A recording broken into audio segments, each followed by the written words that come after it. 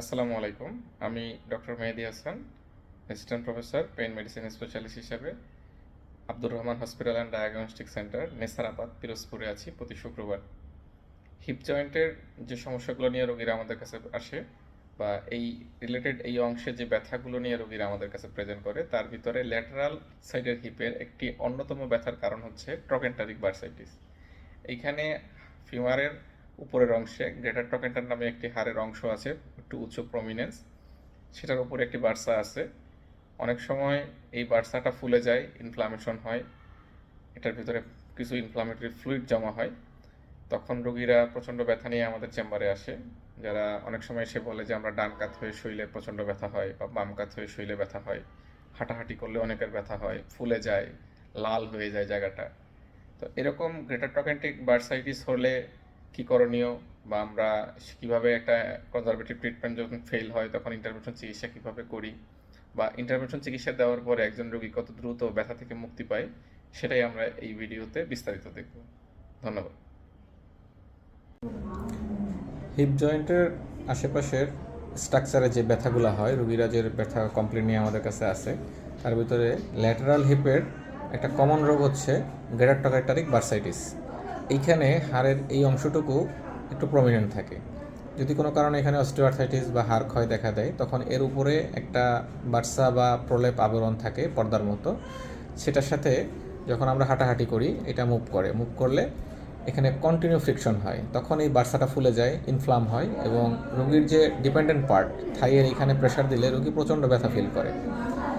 Usually এই রোগীগুলোকে আমরা conservative treatment দিই।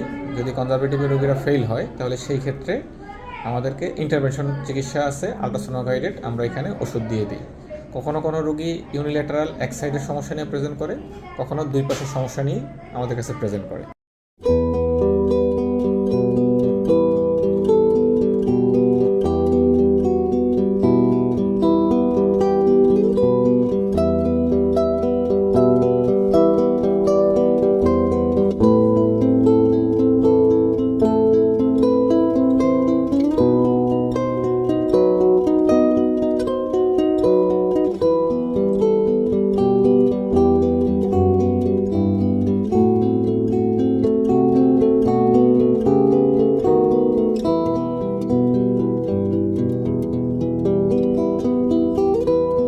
বলেন, কি কষ্ট ছিল, ব্যথা কোথায় ছিল?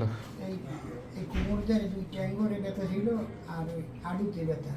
আচ্ছা, বেশি ছিল এইখানে যে হ্যাঁ, এই জায়গায় উঁচা হয়ে গেছে হাড়টা, এইটা। ব্যথা। আচ্ছা, একটু কাঁথন তো, হালকা একটু কাঁথন, হ্যাঁ, সামান্য কাপড় ঠিক করে দিচ্ছি। এই যে পাটা রাখেন, উঁচা যে অংশটা এইখানে ব্যথা, চাপ দিলে আগে ব্যথা লাগতো, ভিতরে ব্যথা লাগতো। আচ্ছা, এখন কি অবস্থা? এখন ইনজেকশন দিয়ে দিলাম। কতক্ষণ হয়েছে ইনজেকশন দিয়ে দিছি আমরা? আধা ঘন্টা হয়ে গেছে। এখন এই যে চাপ দিচ্ছি, ব্যথা পান? একদমই নেই। এই পাশে সামান্য একটু আছে, কিন্তু এই ইনজেকশনের জায়গাটাই তো নাই।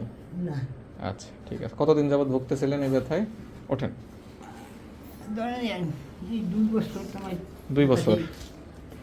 এখন কষ্ট কম আগের থেকে? কষ্ট কম। আচ্ছা, ঠিক আছে।